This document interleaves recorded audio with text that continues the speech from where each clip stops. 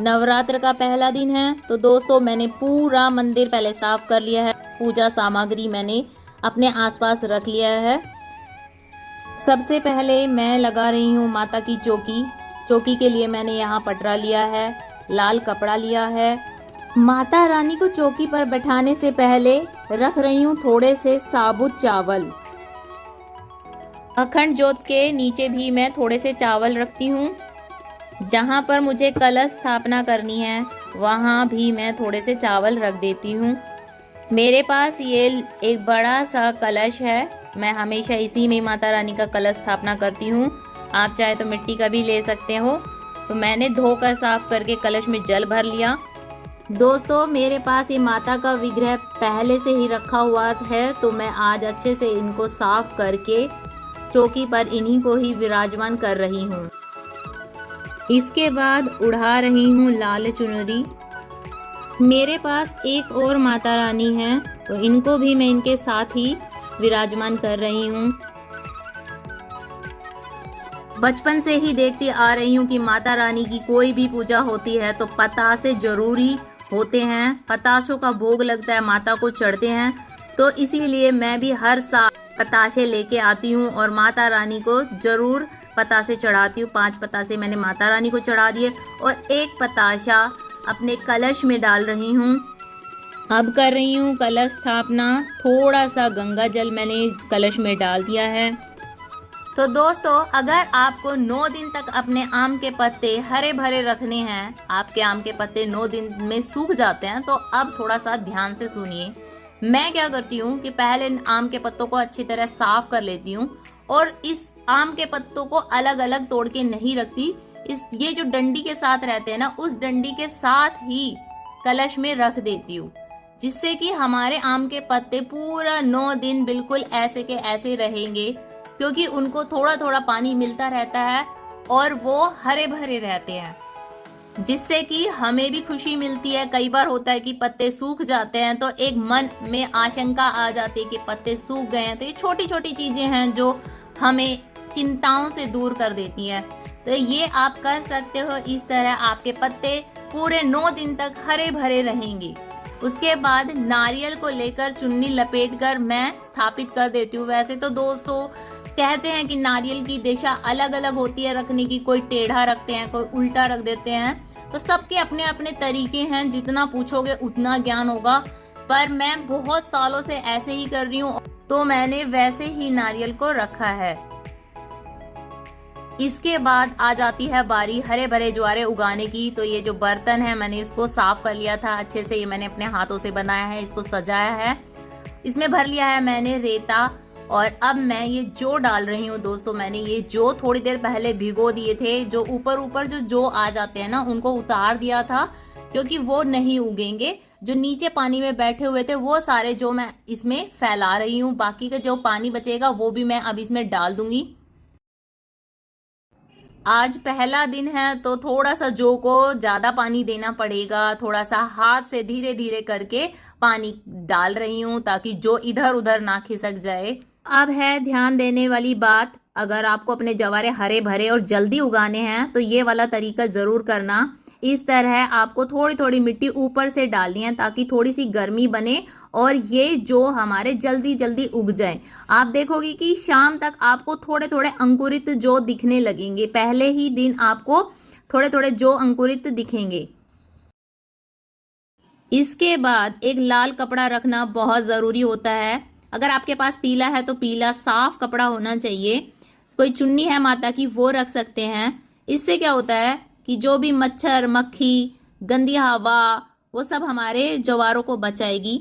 दूसरा कि एक गर्मी बनती है जिससे कि हमारे ज्वारे और भी जल्दी उगते हैं।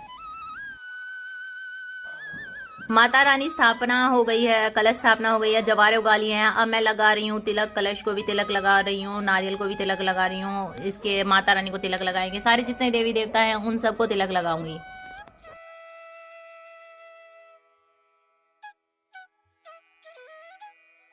अखंड ज्योत की बाती लगाकर अब भर रही हूँ इसमें शुद्ध देसी घी।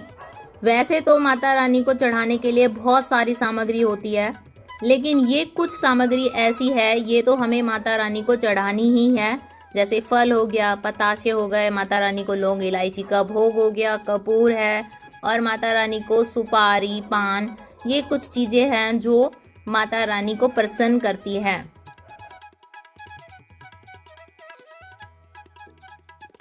हमारे सनातन धर्म में पूजा पाठ में आम के पत्तों का बहुत महत्व होता है। आम के पत्ते हर एक शुभ कार्य में यूज़ किए जाते हैं, तो आम के पत्ते कुछ एक्स्ट्रा लेके आई हूँ मैं।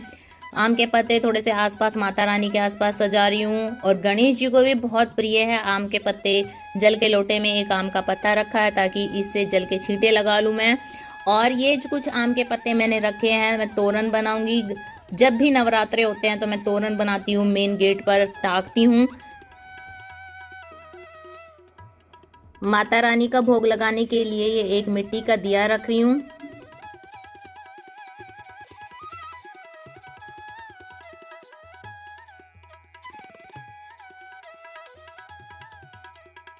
तिलक लगाने के बाद माता रानी को इत्र लगा रही हूँ। कहते हैं कि माता रानी को इत्र बहुत प्रिय होता है।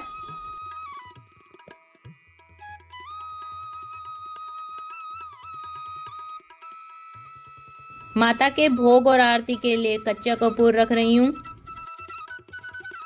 पूजा पाठ में ताज़ा फूलों का बहुत महत्व होता है, तो मैं अपने बगीचे से लेकर आई हूँ माता रानी के लिए मोगरे के ताज़ा ताज़ा सुगंधित फूल।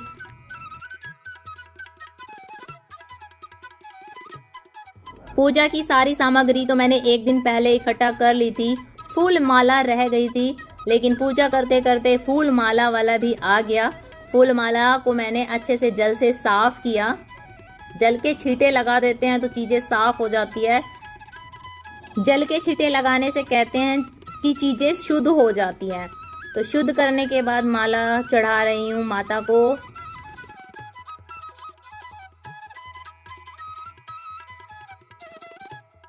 कहते हैं कि माता रानी को केले का भोग बहुत प्रिय होता है। केला उनका मनपसंद फल होता है, तो मैं माता रानी को आज भोग में केला चढ़ा रही हूँ। आरती के लिए अलग से छोटी जोत बनाई है, और इसमें थोड़े से फूल रखे हैं, थोड़े से चावल रखे हैं। अब कर रही हूँ माता की आरती। तो माता की 2 आरतियाँ हैं, उनमें से मैं कभी कोई सी आरती कर लूँगी, कभी कोई सी भी आरती कर लूँगी। ओम जय अम्बे गौरी में जय श्यामा गौरी, तुमको निज दिन जावत, तुमको निज दिन जाव, हरि ब्रह्मा शिव जी। ओम जय अम्बे गौरी।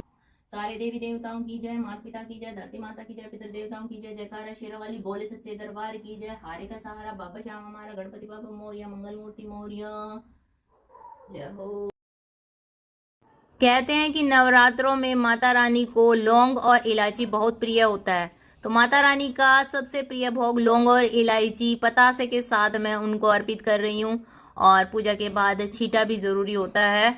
ये सब करने के बाद हमारी आज पहले नवरात्रे की पूजा पूरी हो गई है। पूजा करने के बाद माता रानी से क्षमा याचना करनी बहुत ज़रूरी है। कोई भूल चूक हो गई हो, कोई कमी रह गई हो, तो माता रानी हमें माफ़ करे।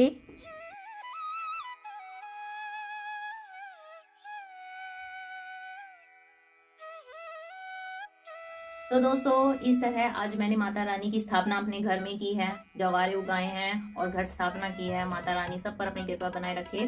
कैसी लगी आपको वीडियो? उम्मीद करती हूँ कि आपको पसंद आई होगी, तो कमेंट करके जरूर बताना, और कमेंट में जय माता दी जरूर लिखना दोस्तों।